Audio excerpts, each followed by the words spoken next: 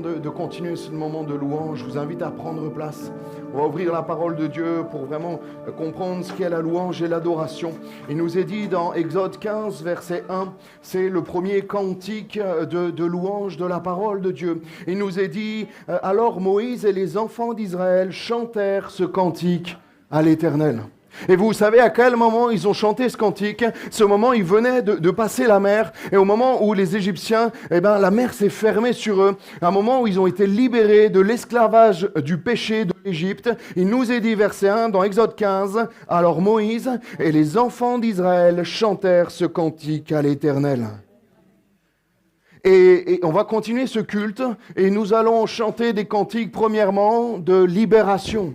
Des cantiques de délivrance, parce que le Seigneur nous a libérés de l'oppression du péché. Il nous a délivrés de l'Égypte où nous étions esclaves. Il est dit après, ils dirent, ça c'est les paroles du chant, « Je chanterai à l'Éternel, car il a fait éclater sa gloire. Il a précipité dans la mer le cheval et son cavalier. » Est-ce que tu peux ce matin, pendant que je prêche, te rappeler tout ce que le Seigneur a fait pour toi ? Est-ce que tu peux te rappeler ce matin, non pas pour t'accabler, non pas pour t'accuser, mais pour te rappeler dans l'état dans lequel tu étais avant que le Seigneur intervienne dans ta vie? Et moi, quand je m'en souviens, non pas que ça m'accable, non pas que ça m'attriste, mais je me dis, Seigneur, tu as fait pour moi de grandes choses, des choses merveilleuses. Tu m'as libéré. Je chante à l'Éternel, car il a fait éclater sa gloire. Et le Seigneur, ce matin, s'il n'a pas encore fait éclater sa gloire dans ta vie, il peut le faire dans ta vie. Changer le mal en bien. Changer les ténèbres en lumière, changer la mort qui est sur ta vie en vie et en espérance pour l'éternité. Je chanterai à l'Éternel car il a fait éclater sa gloire. Il a précipité dans la mer le cheval et son cavalier. Une notion là de délivrance parce que le peuple vient sortir de centaines d'années d'esclavage et il sait qu'il est libre uniquement par la puissance de Dieu qui a premièrement ouvert un chemin, ouvert la mer pour qu'ils puissent s'enfoncer et après que la mer puisse se refermer sur leurs ennemis. Verset 2, « L'Éternel est ma force et le sujet de mes louanges. C'est lui qui m'a sauvé. Il est mon Dieu, je le célébrerai. Il est le Dieu de mon Père, je l'exalterai. » Et là, nous avons tout dans la louange, même dans l'adoration. C'est celui qui m'a sauvé. Et la première des louanges, c'est pour le salut qu'il nous a donné au travers de son Fils Jésus-Christ il y a 2000 ans. C'est une louange de libération, une louange de célébration et de délivrance parce que le péché qui était sur notre vie, qui nous tenait esclaves, n'est plus. Les chaînes sont brisées. Et la première louange dans la Bible nous parle de ça, juste après le moment où Dieu a sauvé son peuple des Égyptiens pour les amener dans le pays promis. Et cette louange ce chant de louange, doit nous amener à la vie éternelle. Doit commencer le chemin de notre vie avec le Seigneur. Et ce chant doit nous, comme les soldats qui marchent vers une destination et ils ont l'habitude de chanter des chants et nous avons une destination, la destination finale, c'est le pays promis. La nouvelle Jérusalem, une nouvelle terre et de nouveaux cieux pour nous, pour ceux qui sont en Jésus-Christ, pour la délivrance que le Seigneur nous a accordée. C'est lui qui m'a sauvé. Je le célébrerai, il est le Dieu de mon Père, je l'exalterai. Celui qui m'a sauvé. Est-ce que le Seigneur ce matin t'a sauvé? Est-ce qu'il y en a qui ont été rachetés par grâce? Est-ce qu'il y en a qui marchent en direction du pays promis? Et comme le peuple qui était esclave en Égypte, le Seigneur nous a libérés comme le peuple en Égypte qui était détruit par la puissance de l'ennemi qui était sur elle. Comme ce peuple, il nous fait marcher en direction du pays promis où coule le lait et le miel. Oui, il y a eu des difficultés, il y en aura encore pendant ces 40 années de marche, mais le pays promis est devant nous. Le lait et le miel est devant nous, la parole de Dieu est claire là-dessus. Notre avenir n'est pas ici-bas, il est dans l'éternité avec le Seigneur. Verset 3, l'Éternel est un vaillant guerrier, l'Éternel est son nom.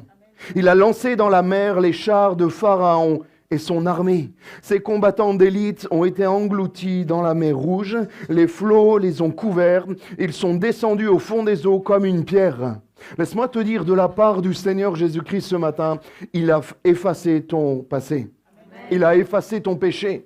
Il y a des choses qu'on a fait, que tu as fait, que j'ai faites, et que je ne pourrais même pas en parler, même à la personne la plus proche de moi, tellement j'ai honte de ces choses-là.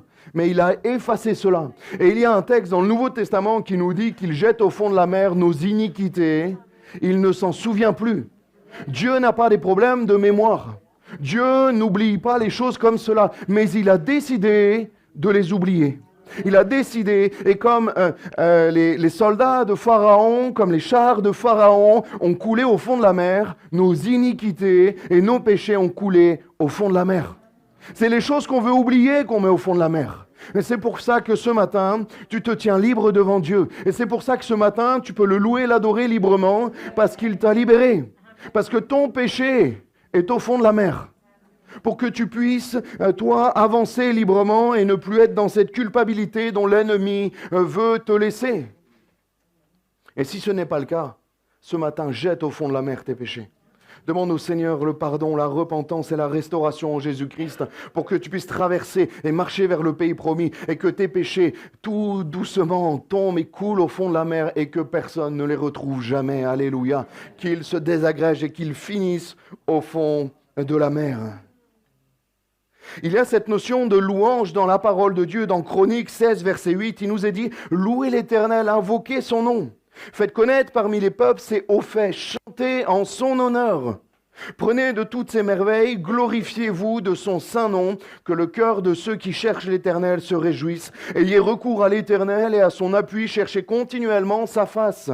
Souvenez-vous des prodiges qu'il a faits, de ses miracles et des jugements de sa bouche, race d'Israël. C'est nous également par adoption, son serviteur, enfant de Jacob, ses élus. »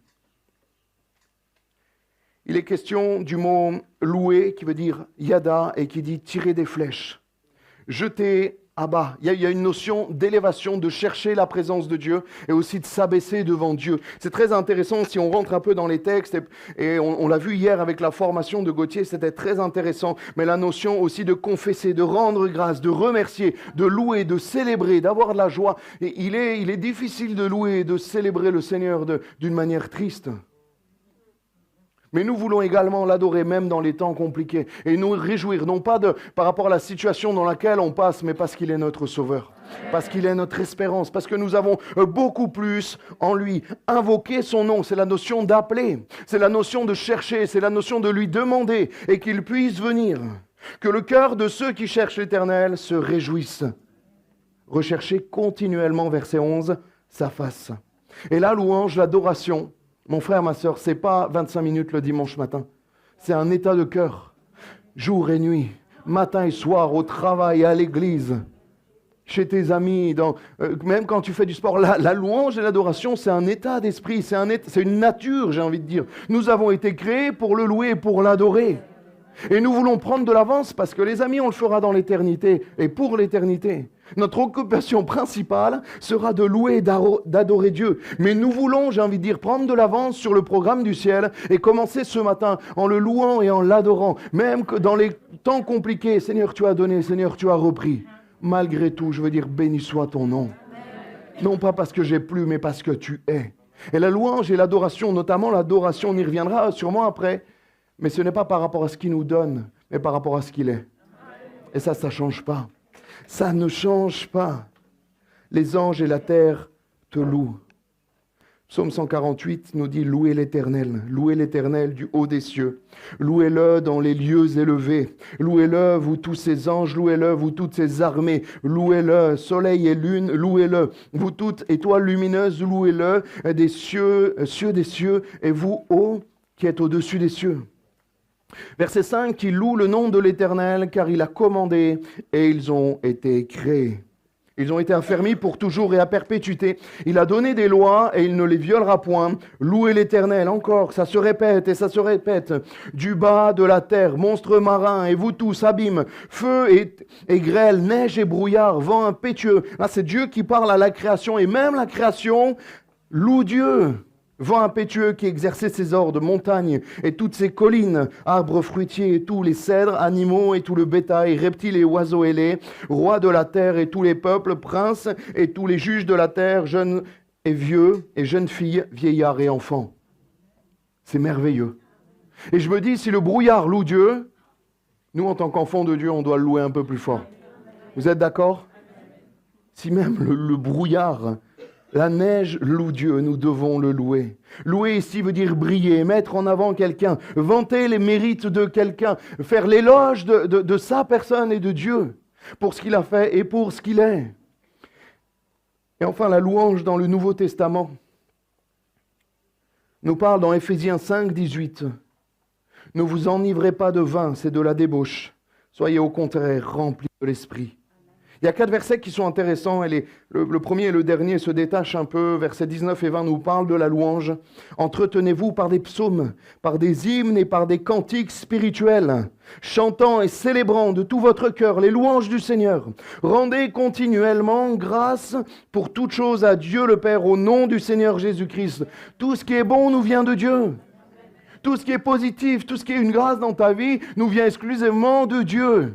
Réalise-le. Même les petites choses, les petites bonnes choses, c'est une grâce de Dieu. Vous soumettant les uns aux autres dans la crainte de Christ. Je reviendrai sur ces versets, mais déjà le 19, même le 20, rendez continuellement, même si on prend le 18, ne vous enivrez pas de vin, c'est de la débauche. On se dit, mais qu'est-ce que ce verset vient faire là, au milieu de la louange? Et je crois qu'il est question, de quoi es-tu rempli ce matin? La louange et l'adoration, Gauthier disait hier, c'est ce qu'on a à l'intérieur en fait. Et de quoi es-tu rempli? De qui es-tu rempli ce matin? Est-ce que tu es rempli de colère, de haine, d'envie, d'amertume, de colère, de violence, d'envie, de jalousie? Ou est-ce que tu es rempli de l'esprit? Et je crois que dans ce verset, l'alcool symbolise quelque chose qui rentre en nous et qui reste et qui produit des choses qui ne sont pas bonnes. L'ébriété qui produisent des comportements bizarres. Et je crois que le péché en général nous fait produire des choses qui ne sont pas bonnes et qui sont à l'inverse de ce que Dieu veut que nous soyons. Non pas remplis de vin, mais remplis de l'Esprit de Dieu.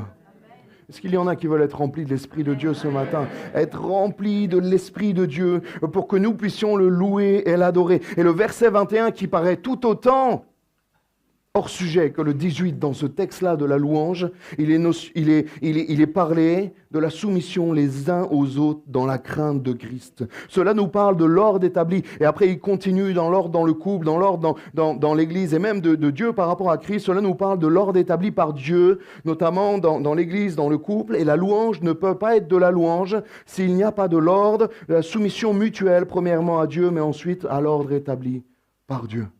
L'ordre... La louange n'est que dans l'ordre.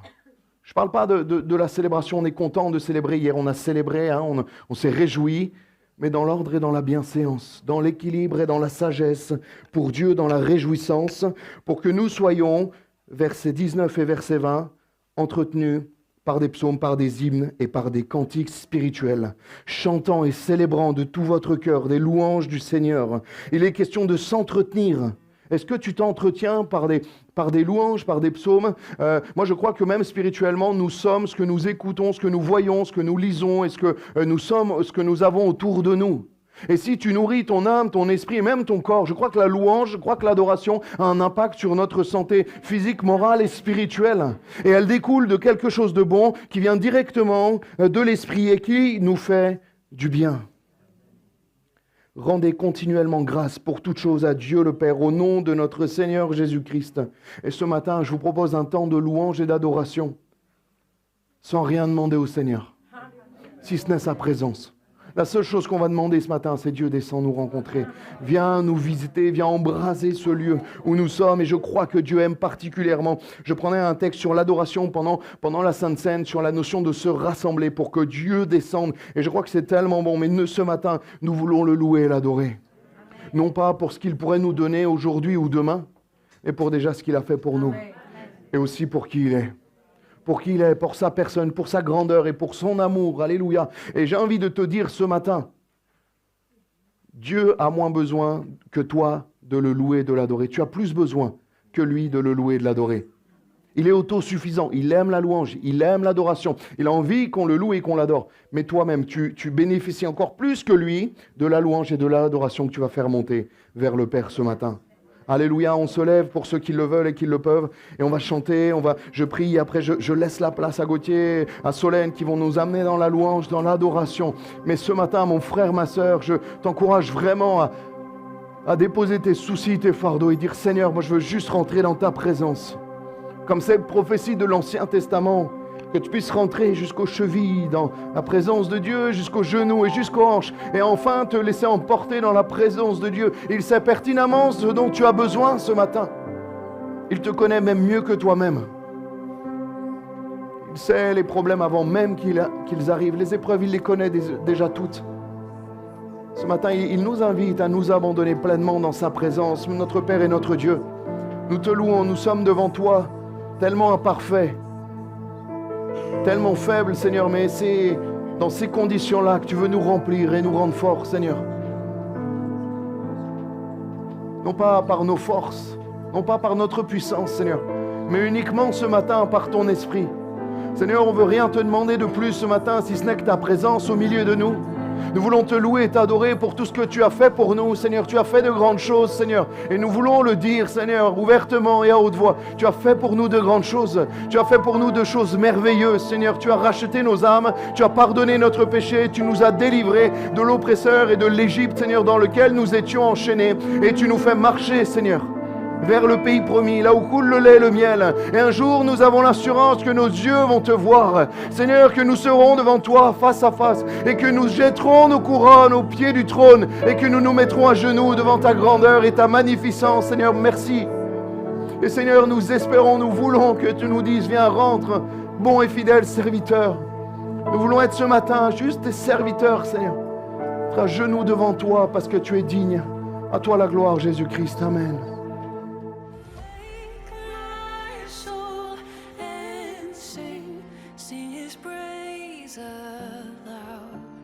Sing his praise aloud. Oh, awake my soul and sing his praise aloud.